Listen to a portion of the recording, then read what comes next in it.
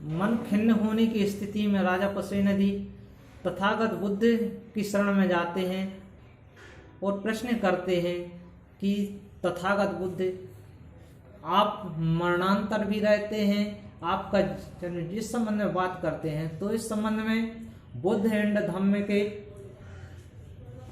237वें page पर लिखा हुआ है। जब राजा पसेनदी तथागत बुद्ध के पास जाते हैं, हे तथागत, यह कैसे है? जब मैं पूछता हूँ कि क्या आप तथागत मरणांतर रहते हैं, तो आपका उत्तर होता है कि यह बात तथागत द्वारा अव्याकृत है। और जब मैं यह पूछता हूँ कि क्या तथागत मरणांतर नहीं रहते, तो भी आपका उत्तर यह है कि यह बात तथागत द्वारा अव्याकृत है। हे तथागत, कृपया यह बताएं, क्या हेतु है, क्या कारण है कि यह बात भी तथागत ने अव्याकृत रखी है? तो महाराज, मैं आपसे यह प्रश्न पूछता हूँ, जैसे ठीक समझें वैसा उत्तर देना। क्या आपके पास कोई गणक है, कोई गणना करने का यंत्र है, कोई हिसाब लगाकर बताने वाला है जो गंगा के बालू के कणों को बता सके और इनमें इतने सौ, इतने हजार या इतने लाख बालू के कण हैं? अद्भुत है तथागत, अद्भुत है सुगत। यह कितने बड़े आश्चर्य की बात है कि शास्ता और साविका के उत्तर में न अर्थ की दृष्टि से और न व्यंजना की दृष्टि से कहीं कुछ भी अंतर नहीं है। एकदम समान उत्तर है, एकदम मेल खाता हुआ उत्तर है। श्रेष्ठता में एक भी शब्द असंगत नहीं है। हे तथागत, एक समय में भिक्षुणी खेमा के पास गया और उनसे यही प्रश्न पूछा। उन्होंने मुझे ठीक इन्हीं शब्दों में, ठीक इन्हीं अक्षरों में उत्तर दिया। अद्भुत है तथागत, अद्भुत है सुगत। यह कितनी बड़ी आश्चर्य की बात है कि शास्ता और साविका के उत्तर में कहीं कुछ भी अंतर नहीं है, न अर्थ की दृष्टि से और न व्यंजना की दृष्टि से। एकदम समान उत्तर है, एकदम मेल खाता हुआ उत्तर है। श्रेष्ठता में एक भी शब्द असंगत नहीं है। अच्छा तथागत, अब आज्ञा दें, हम व्यस्त लोग हैं, हमें बहुत कार्य है। और राजा पसेनदी वहाँ से प्रस्थान कर जाते हैं। तो तथागत बुद्ध को जो अनंत जो बताया गया, इसी को कबीर साहब भी अपने बीजक ग्रंथ में बताने का, समझाने का भी प्रयास करते हैं कि 7 दीप नो खंड में और सदगुरु से बड़ा न कोई, और कर्ता करे न कर सके, और गुरु करे सो होई। तो 7 दीप नो खंड में सदगुरु के समान कोई भी बराबरी नहीं कर सकता जो ऐसा महापुरुष हो जो उनका सामना कर सके।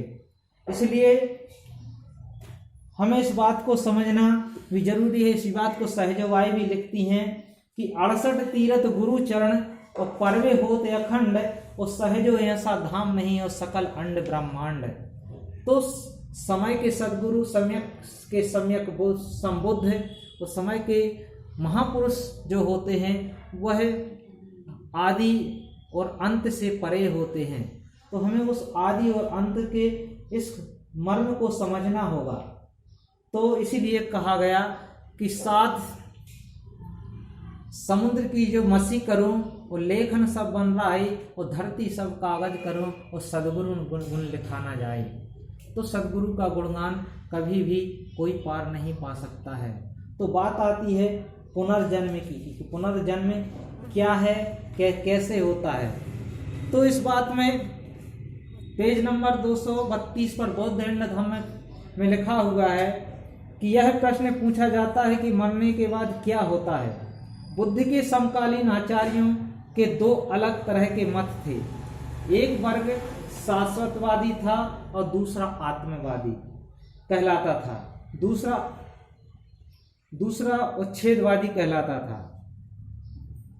जो शाश्वतवादी था उसका कहना था कि आत्मा का मरण नहीं होता, इसलिए जीवन शाश्वत है, पुनर्जन्म द्वारा इसका नवीनीकरण होता रहता है।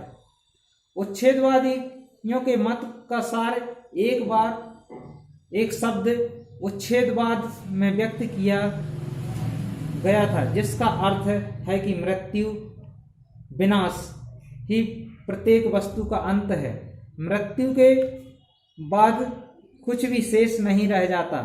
बुद्ध शाश्वतवादी नहीं थे, क्योंकि इसका अर्थ था कि एक पृथक नित्य आत्मा में विश्वास करना जिसके वह विरोधी थे। तो क्या तथागत उच्छेदवादी थे? आत्मा के अस्तित्व में विश्वास न रखने के कारण स्वाभाविक तौर पर बुद्ध के उच्छेदवादी होने की अपेक्षा की जा सकती है। लेकिन उत्तम सूत्र में बुद्ध ने शिकायत की है कि उन्हें उच्छेदवादी कहा जाता है, जबकि यथार्थ में वह उच्छेदवादी नहीं है। उन्होंने जो भी कहा वह इस प्रकार है। यद्यपि मैं इस मत को स्थापित करता हूँ और इसी की देशना देता हूँ, तो भी कुछ ब्राह्मण गलत ढंग से गलती से मुझ पर सच्चाई के विपरीत उच्छेदवादी होने का झूठा आरोप लगाते हैं और कहते हैं कि मैं मानव के विघटन, विनाश और विध्वंस की शिक्षा देता हूँ। यह कहा जाना ऐसा है जो मैं नहीं हूँ, जिसका मैं समर्थन नहीं करता, जिसे गलत ढंग से गलती से मेरे विरुद्ध उन लोगों द्वारा आरोपित किया गया है जो मुझे उच्छेदवादी बताते हैं। यदि यह कथन यथार्थ है और ऐसे लोगों द्वारा छेपक बाद में छिपाया हुआ नहीं है जो बौद्ध धर्म पर चालाकी से ब्राह्मणी सिद्धांत मर देना चाहते थे, तो यह कथन एक गंभीर दुविधा विषय पैदा करता है। यह कैसे हो सकता है कि बुद्ध आत्मा के अस्तित्व में विश्वास न करें और तब भी कहें कि मैं उच्छेदवादी नहीं हूँ? इससे प्रश्न पैदा होता है, क्या बुद्ध पुनर्जन्म को मानते थे? पुनर्जन्म किस चीज का? क्या बुद्ध पुनर्जन्म में विश्वास करते थे? उत्तर हाँ में है। अच्छा, यह होगा कि इस प्रश्न को दो हिस्सों में बांट दिया जाए, किस चीज का जन्म और किस व्यक्ति का जन्म। यह अच्छा होगा कि इन दोनों प्रश्नों को एक एक करके लिया जाए। पहले इस प्रश्न को लें, पुनर्जन्म किस चीज का। इस प्रश्न की प्रायः अवहेलना की जाती है। यह दोनों प्रश्नों को एक बना देने का ही परिणाम है कि पुनर्जन्म के बारे में इतना भ्रम पैदा हो गया है। बुद्ध के अनुसार अस्तित्व के चार भौतिक पदार्थ हैं, चार महाभूत हैं जिनसे शरीर बनता है: पृथ्वी, जल, अग्नि, वायु। प्रश्न यह है, जब शरीर का मरण होता है तो इन चारों महाभूतों का क्या होता है? क्या वे भी शरीर के साथ मर जाते हैं? कुछ लोगों का कहना है कि वे मर जाते हैं। बुद्ध ने कहा कि नहीं, वे आकाश में सामूहिक रूप में विद्यमान तैरते हुए समान भौतिक पदार्थों में मिल जाते हैं। इस विद्यमान तैरती हुई राशि में से जब इन चारों महाभूतों का पुनर्मिलन होता है तो एक नया जन्म होता है। बुद्ध का पुनर्जन्म से यही अभिप्राय था। इस भौतिक पदार्थों के लिए यह आवश्यक नहीं है कि वे उसी शरीर के हों जिसका मरण हो चुका है। वे नाना शरीरों के भौतिक अंश हो सकते हैं। यही बात ध्यान देने योग्य है कि शरीर का मरण हो जाता है लेकिन भौतिक पदार्थ बने रहते हैं। बुद्ध इसी प्रकार के पुनर्जन्म को मानते थे। तो तथागत बुद्ध ने भी पुनर्जन्म के सिद्धांत को माना, लेकिन हम साहित्य को नहीं पढ़ते हैं, उस साहित्य को समझने का प्रयास नहीं करते हैं और व्यर्थ के तर्क में फंसे रहते हैं। तो पुनर्जन्म कैसे होता है, वो किस चीज का होता है, इस बात को तथागत बुद्ध ने समझाया और उसी बात को बाबा साहब डॉक्टर भीमराव अंबेडकर जी ने अपने बौद्ध एंड धम्म में, जो एक महान ग्रंथ है, महान पुस्तक है, उसमें समाहित किया। तो किसी भी बात को अगर हम सुनते हैं या किसी से पता चलती है तो हमें इस बात को सीधे नहीं मान लेना चाहिए।